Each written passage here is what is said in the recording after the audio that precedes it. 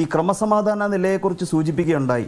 ഞാൻ വിശ്വസിക്കുന്ന ഒരു രാഷ്ട്രീയ നിരീക്ഷകൻ എന്ന് പറയുമ്പോൾ നമുക്ക് ആ ഒരു റോളിലാണല്ലോ, ഇപ്പോൾ കോടതി അടച്ചിരിക്കുന്നത് കൊണ്ട് ആ ഒരു റോളിൽ എനിക്കിവിടെ ഇരിക്കാൻ കഴിയുന്നുണ്ട്. അപ്പോൾ നമുക്ക് തോന്നുന്നതല്ല ആ ഒരു നിരീക്ഷണത്തിൽ പറയേണ്ടതായിട്ടുള്ളത്. ജനങ്ങൾ ഒരു ഇലക്ഷനുമായി ബന്ധപ്പെട്ട് എന്താണ് അവർ ചിന്തിക്കുന്നതെന്ന് നിരീക്ഷിക്കുമ്പോഴാണ് നാം എടുത്തിരിക്കുന്ന ആ ഒരു റോളിനൊരു ഫുൾഫിൽമെൻറ്റ് വരുന്നത്. ഈ ഡൽഹിയിൽ ജീവിക്കുന്ന ഞാൻ നിരന്തരമായിട്ട് യു പിയിൽ ജീവിക്കുന്നതും യു പിയിൽ നിന്ന് വന്ന് ഡൽഹിയിൽ തൊഴിലെടുത്ത് പോകുന്ന ആൾക്കാരുമായിട്ട് സംവദിക്കുവാൻ എനിക്ക് സാഹചര്യം ഉണ്ടായിട്ടുണ്ട്. ഇന്നും ന്യൂനപക്ഷത്തിൽപ്പെട്ട എൻ്റെ അഭിഭാഷക സുഹൃത്തുക്കളോട് ഞാൻ 7:30 കഴിഞ്ഞിട്ട് ഞാൻ ഇതിനെ സംബന്ധിച്ച് അന്വേഷിക്കുകയുണ്ടായി. അപ്പോൾ അതിൽ നിന്നും മനസ്സിലാക്കാൻ കഴിയുന്നത് ന്യൂനപക്ഷങ്ങൾക്കിടയിൽ യു പിയിൽ ദളിതർക്കിടയിൽ അവർക്കൊക്കെ ആശങ്കയുണ്ടെങ്കിൽ തന്നെയും അവരെല്ലാം അംഗീകരിക്കുന്നൊരു വിഷയമാണ് ഈ ക്രമസമാധാന നിലയിലെ ഉന്നമനം. പലപ്പോഴും ഭരണഘടനാപരമായിട്ടും നമ്മുടെ അവകാശങ്ങളെക്കുറിച്ചുമൊക്കെ ഗ്രാഹ്യവും ജ്ഞാനവുമുള്ള വ്യക്തികളെ സംബന്ധിച്ചിടത്തോളം നമുക്ക് അസ്വീകാര്യമാണെങ്കിൽ തന്നെയും ജനങ്ങളെ സംബന്ധിച്ചിടത്തോളം ഈ ഗുണ്ടാരാജിൽ നിന്നും വളരെ പ്രകടമായിട്ടുള്ളൊരു മുക്തി കിട്ടുകയുണ്ടായി. ഞാൻ ഏതാനും മാസങ്ങൾക്ക് മുമ്പ് ആഗ്രയിലൂടെ യാത്ര ചെയ്യുമ്പോൾ ക്യാബ് ഡ്രൈവറോട്, ന്യൂനപക്ഷ സമുദായത്തിൽപ്പെട്ട വ്യക്തിയാണ്, ഞാൻ ഈ പോലീസിൻ്റെ ഗുണ്ടാരാജിനെക്കുറിച്ച് എന്താണ് പോലീസിനെക്കുറിച്ച് നിങ്ങളുടെ അഭിപ്രായമെന്ന് ചോദിച്ചപ്പോൾ അദ്ദേഹം പറഞ്ഞൊരു കാര്യം, ഏതാനും വർഷങ്ങൾക്ക് മുമ്പായിരുന്നുവെങ്കിൽ നിങ്ങളും ഞാനും യാത്ര ചെയ്യുമ്പോൾ പോലീസ് തടഞ്ഞു നിർത്തിയേനെ, ചോദ്യങ്ങൾ ഉന്നയിച്ചേനെ. ഇനി നിങ്ങൾ മാത്രമായി യാത്ര ചെയ്തിരുന്നെങ്കിലും പോലീസ് തടഞ്ഞു നിർത്തുകയും ചോദ്യങ്ങൾ ഉന്നയിക്കുകയും ചെയ്തേനെ. പക്ഷേ ഇപ്പോൾ അത് ഉണ്ടാകുന്നില്ല. കാരണം അത് സർക്കാരിൻ്റെ നിലപാടുകൾ കൊണ്ടാണ്. അപ്പോൾ അത്തരത്തിൽ നാം ഒരുപക്ഷെ കേരളത്തിൽ നിന്നും നോക്കിയാൽ കാണാനും മനസ്സിലാക്കാനും കഴിയാത്ത തരത്തിൽ ജനങ്ങളിൽ ആശങ്കയുണ്ടെങ്കിൽ തന്നെ ഈവൻ ന്യൂനപക്ഷങ്ങളിൽപ്പെട്ട ജനങ്ങൾ പോലും ഈ ലോ ആൻഡ് ഓർഡർ എന്ന് പറയുന്ന ആ ഒരു ഭാഗത്തെ ഉന്നമനത്തെ പൊതുവായിട്ട് അവർ അംഗീകരിക്കുന്നുണ്ട്. കേജ്രിവാളിൻ്റെ അറസ്റ്റ് ഡൽഹിയിലെ ജനങ്ങളെ സംബന്ധിച്ചിടത്തോളം ആദ്യം ആ അറസ്റ്റിനോട് വൈകാരികമായി പ്രതികരിക്കുവാൻ അവർ വൈമനസ്യം കാട്ടിയിരുന്നു. പക്ഷേ ആ അറസ്റ്റിന് ശേഷം പിന്നീടുണ്ടായ ഡെവലപ്മെൻറ്റ്സ്, കോടതിയുടെ ഇടപെടലിലും അദ്ദേഹത്തിന് ഇൻ്ററിം ബെയിൽ കൊടുക്കുന്നതുമായിട്ടുള്ള ഒരു സാഹചര്യം, അദ്ദേഹം പുറത്തേക്ക് വരുന്നതായൊരു സാഹചര്യം, പ്രതിപക്ഷ മുന്നണിയുടെയൊക്കെ ഒരു ലീഡറായിട്ട് അദ്ദേഹം എല്ലാവർക്കും സ്വീകാര്യതയുള്ള ഒരു ലീഡറായിട്ട് അദ്ദേഹം പ്രൊജക്റ്റ് ചെയ്യപ്പെടുന്ന ഒരു സാഹചര്യം, ഇതിൻ്റെയൊക്കെ വെളിച്ചത്തിൽ മനസ്സിലാക്കാൻ കഴിയുന്നത് ജനങ്ങളുടെ അരവിന്ദ് കെജ്രിവാളിനോടുള്ള സമീപനത്തിൽ കൂടുതൽ താല്പര്യം വന്നു തുടങ്ങി എന്നുള്ളത് തന്നെയാണ്. അപ്പോൾ അദ്ദേഹത്തിനെ ജയിലിലിട്ടത്, ഇപ്പോൾ സുപ്രീം കോടതിയിൽ ഹിയറിംഗ് നടക്കുന്നു. ഹിയറിംഗിൽ നിന്നൊക്കെ മനസ്സിലാക്കാൻ കഴിയുന്നത് കോടതിക്ക് അറസ്റ്റിനോടുള്ള ശക്തമായിട്ടുള്ള വിയോജിപ്പാണ് നിരീക്ഷണങ്ങളിലൂടെ മനസ്സിലാക്കാൻ കഴിയുന്നത്. വിധി പ്രസ്താവിക്കേണ്ടത് ബഹുമാനപ്പെട്ട കോടതിയാണ്, നമുക്ക് അതിനെക്കുറിച്ച് കമൻസ് പറയാൻ കഴിയില്ല. പക്ഷേ കോടതിയുടെ ഈ അറസ്റ്റിനെ സംബന്ധിച്ചിട്ടുള്ള വിയോജിപ്പുകളാണ് പലപ്പോഴും കോർട്ട് റൂം ഒബ്സർവേഷൻസിലൂടെ മനസ്സിലാക്കാൻ കഴിയുന്നത്. ജനങ്ങളുടെ ഇടയിലും ഈ അറസ്റ്റിന് ശേഷം ഇമ്മീഡിയറ്റായിട്ട് അവർ അതിനോട് വളരെ പാസീവായിട്ടായിരുന്നു പ്രതികരിച്ചിരുന്നതെങ്കിലും ക്രമേണ ജനങ്ങൾക്ക് ഇതിനോടുള്ള ശക്തമായിട്ടുള്ള വിയോജിപ്പും ഒരു പൊളിറ്റിക്കൽ അറസ്റ്റായിരുന്നു എന്നൊരു കാഴ്ചപ്പാടുമാണ് പുറത്തേക്ക് വരുന്നതായി മനസ്സിലാക്കാൻ കഴിയുന്നത്. കഴിഞ്ഞ തവണ 7 സീറ്റും BJPക്കായിരുന്നു. ഇത്തവണ ഡൽഹി നിവാസികളായിട്ടുള്ള വോട്ടർമാരോട് സംസാരിച്ചതിൽ നിന്നും മനസ്സിലാക്കാൻ കഴിയുന്നത് ഒരു 2 സീറ്റെങ്കിലും 2 മുതൽ 3 സീറ്റ് വരെ വ്യത്യാസമുണ്ടാകും. BJPക്ക് അവരുടെ സീറ്റ് കിറ്റിയിൽ 3 സീറ്റിൻ്റെ വരെ കുറവ്, 2 മുതൽ 3 സീറ്റിൻ്റെ വരെ കുറവ് ഉണ്ടാകുമെന്നുള്ളതാണ്. ഇനിയിപ്പോൾ 3 സീറ്റ് അല്ലെങ്കിൽ 2 സീറ്റ് കുറഞ്ഞാൽ തന്നെയും ഡൽഹിയിലെ ജനങ്ങൾ പ്രകടമായിട്ടുള്ള ഒരു വിലയിരുത്തൽ നടത്തി കേന്ദ്ര സർക്കാരിനെതിരെ എന്ന് വേണം പറയുവാൻ. കാരണം 7 സീറ്റും ആം ആദ്മി പാർട്ടി ഗവൺമെൻറ്റിനെ വളരെയധികം മെജോറിറ്റിയോടുകൂടി തിരഞ്ഞെടുത്ത അതേ ദില്ലിയിലെ വോട്ടർമാർ തന്നെ 7 സീറ്റും BJPക്ക് കേന്ദ്ര ഇലക്ഷനിൽ കൊടുക്കുകയുണ്ടായി. അപ്പോൾ അവരുടെ സമീപനത്തിൽ വരുന്ന വ്യത്യാസം അതൊരു ആൻറ്റി ഇൻകംബൻസി തന്നെയാണ് എന്ന് നമുക്ക് പറയേണ്ടതായിട്ട് വരും.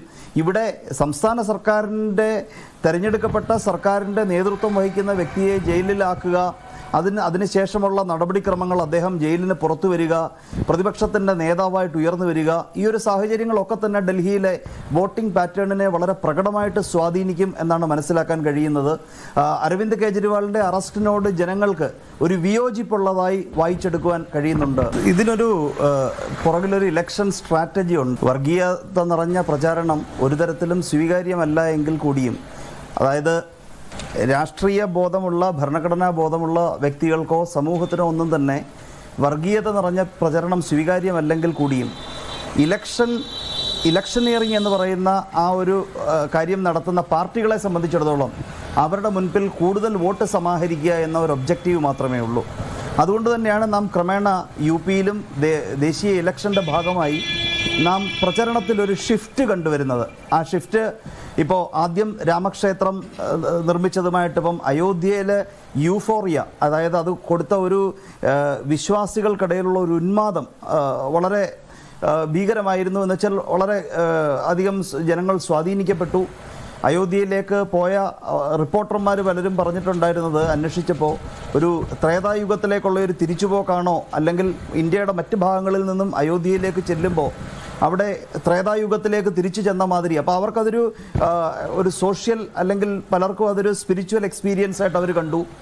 അത്തരത്തിൽ ക്യാമ്പയിനിങ്ങിൻ്റെ തുടക്കത്തിൽ ഇലക്ഷൻ അനൗൺസ് ചെയ്യുന്നതിന് മുൻപ് തന്നെ BJPയെ സംബന്ധിച്ചിടത്തോളം അയോധ്യയിൽ ഉണ്ടായ ഒരു വിജയം, അതായത് ഒരു കോടതി വഴിയുണ്ടായ വിജയമായതുകൊണ്ട് ഒരു അഡ്വേഴ്സാരിയൽ അല്ലാത്തൊരു വിജയം, ഒരു ശത്രുക്കളെ നിലനിർത്തിക്കൊണ്ടല്ലാത്തൊരു വിജയമായി അത് ക്ലെയിം ചെയ്യാൻ കഴിഞ്ഞു. അത് BJPയുടെ വിജയമായി അത് പ്രചരിപ്പിക്കുവാനും കഴിഞ്ഞു. ആ ഒരു പ്രചരണം രാമക്ഷേത്രത്തിൻ്റെ ഉദ്ഘാടനം മുതലേ ആ പ്രചരണം നിരന്തരമായി കണ്ടുവരികയായിരുന്നു. പക്ഷേ പിന്നീട് നാം കുറച്ചുകൂടെ മുൻപോട്ട് പോയപ്പോൾ മോദി ഗ്യാരണ്ടിയിലേക്ക് പോകുന്നതായിട്ട് കണ്ടു. പ്രധാനമന്ത്രി തന്നെ രാജ്യമെമ്പാടും നടന്ന് തൻ്റെ ഗ്യാരണ്ടിയുടെ ഭാഗമാണ് ഇതൊക്കെ എന്നൊക്കെ പറഞ്ഞ് ഒരു സെറ്റ് ഓഫ് ഓഫേഴ്സ് വെക്കുന്നത് കണ്ടു. വികസനപരമായിട്ടുള്ള കാര്യങ്ങളിൽ പല കൺസോളിഡേഷൻ, പല കാര്യങ്ങളും നടത്തിയെന്ന് അവകാശപ്പെടുമ്പോഴും ഇനി എന്തൊക്കെ ചെയ്യാൻ കഴിയും എന്നുള്ളതിനെക്കുറിച്ച് ഗ്യാരണ്ടിയായിട്ട് പ്രചരിപ്പിക്കുകയുണ്ടായി. പിന്നീടാണ് നാം ഒരു വർഗീയത നിറഞ്ഞ ഒരു പ്രചരണത്തിലേക്ക് പോകുന്നതായിട്ട് കാണുന്നത്. അപ്പോൾ 2014 India shining campaign Vajpayee government വികസനം കൊണ്ടുവരുന്നു എന്നൊരു പൊതുബോധത്തിലും അല്ലെങ്കിൽ കുറച്ച് പഠനങ്ങളിലുമൊക്കെ അധിഷ്ഠിതമായി അത്തരത്തിലൊരു ഇന്ത്യ ഷൈനിങ് ക്യാമ്പയിൻ വളരെ നിരന്തരമായിട്ട് നടത്തിയിരുന്നു. പക്ഷേ ഇലക്ഷൻ്റെ റിസൾട്ട് വന്നപ്പോൾ അവർ അധികാരത്തിൽ നിന്നും പോവുകയുണ്ടായി. അതിൽ നിന്നും വ്യത്യസ്തമായി ഒരു മജീഷ്യൻ്റെ ആയാസത്തോടുകൂടി വിജയകരമായിട്ട് പ്രദർശനം നടത്തുന്ന ഒരു മജീഷ്യൻ്റെ ആയാസത്തോടുകൂടി പല കാർഡുകൾ ഇറക്കുകയാണ് ഇവിടെ ചെയ്യുന്നത്. അപ്പോൾ രാമക്ഷേത്രത്തിൻ്റെ കാർഡ് ആ രാഷ്ട്രീയപരമായിട്ട് നിലനിൽക്കുന്ന ആ ഒരു തീവ്രത പ്രചരണ രംഗത്ത് അത് ഇത്രയും വ്യാപകമായിട്ട് പല ഫേസുകളോടുകൂടി നടക്കുന്ന, കഴിഞ്ഞ തവണത്തെക്കാളും കൂടുതൽ ദിവസങ്ങൾ ഉൾപ്പെടുന്ന ഒരു പ്രചരണ സംവിധാനത്തിൽ ഈ പ്രചരണത്തിൻ്റെ തീവ്രത നിലനിർത്തുക എന്ന് പറയുന്നത് ബുദ്ധിമുട്ടാണ്. അവിടെയാണ് ആ വർഗീയ മനസ്സ് പ്രചരണത്തിലേക്ക് കടന്നു വരുന്നത്. അപ്പോൾ മോദി ഗ്യാരണ്ടി കുറച്ച് മുൻപോട്ട് പോയി കഴിഞ്ഞപ്പോൾ പുതിയ തീമുകൾ പ്രചരണം നടത്തുന്നവർക്ക് വേണം, പാർട്ടിയെ സംബന്ധിച്ചിടത്തോളം വേണം. അപ്പോൾ ഏതൊക്കെ കോൺസ്റ്റിറ്റ്യുവൻസിയിലാണ് 44 ദിവസമാണ് 7 ഫേസായിട്ട് ഘട്ടങ്ങളിലായിട്ട് നടക്കുന്ന ഇലക്ഷൻ പ്രചരണം നീണ്ടു നിൽക്കുന്നത്. അപ്പം ഈ പുതിയതായിട്ട് കൊണ്ടുവരുന്ന ഓരോ തീമിനും അതിൻ്റേതായിട്ടുള്ള ഒരു ഹ്രസ്വമായിട്ടുള്ള ആയുസ്സുണ്ട് എന്ന് മനസ്സിലാക്കിയത് കൊണ്ടായിരിക്കാം പ്രധാനമന്ത്രി തന്നെ ഒരു വ്യക്തിയിൽ കേന്ദ്രീകൃതമായിട്ട് ഈ ഇലക്ഷൻ്റെ പ്രചരണത്തിന് ഓരോ ക്രിട്ടിക്കൽ ടേൺ കൊണ്ടുവരുന്നത്. അതിൽ കമ്മ്യൂണലിസം എന്ന് പറയുന്നത് BJPയെ സംബന്ധിച്ചിടത്തോളം ഒരു തരത്തിലും ഒഴിവാക്കാൻ കഴിയാത്തതായിട്ടുള്ള ഒരു ഇൻഗ്രീഡിയൻ്റ് ആണ്. അപ്പോൾ UPയിൽ ഇലക്ഷനിലേക്കൊക്കെ ഇപ്പോൾ ഈ ഒരു ഘട്ടം 49 സീറ്റുകളുള്ള ഈ ഘട്ടം എന്ന് പറയുമ്പോൾ ഈ ഇലക്ഷനിലെ 7 ഘട്ടമായിട്ട് നടക്കുന്ന ഇലക്ഷനിൽ ഏറ്റവും സ്മോളസ്റ്റ് ആണ്. 14 സീറ്റുകളാണ് പോകുന്നത്. അതിനൊക്കെ വളരെയധികം മുൻപേ തന്നെ ഈ ഒരു കമ്മ്യൂണൽ ട്വിസ്റ്റ് കൊണ്ടുവരികയുണ്ടായി. ആ കമ്മ്യൂണൽ ട്വിസ്റ്റിൻ്റെ തന്നെ ഒരു എക്സ്റ്റൻഷനാണ് ഇപ്പോൾ ഈ വരുന്ന കോൺഗ്രസ് അധികാരത്തിൽ വരികയാണെങ്കിൽ രാമക്ഷേത്രം തകർക്കും എന്ന് പറയുന്ന ആ ഒരു നേരത്തെ കൊണ്ടുവന്ന ആ ഒരു പ്രചരണ അജണ്ടയുടെ കണ്ടിന്യൂറ്റി ആയിട്ട് വേണം നാം ഇതിനെ കാണേണ്ടതായിട്ടുള്ളത്. അത് ഇലക്ഷനിയറിങ്ങുമായിട്ട് ബന്ധപ്പെട്ട് അവരുടെ ഒരു വളരെ സ്മാർട്ടായിട്ടുള്ളൊരു പൊളിറ്റിക്കൽ സ്ട്രാറ്റജിയാണ്. അപ്പോൾ ഇനി കുറച്ചുകൂടെ അവസാന ഘട്ടത്തിലേക്ക് നീങ്ങുമ്പോൾ പുതിയ തീമുകളും അവർ കൊണ്ടുവന്നേക്കാം.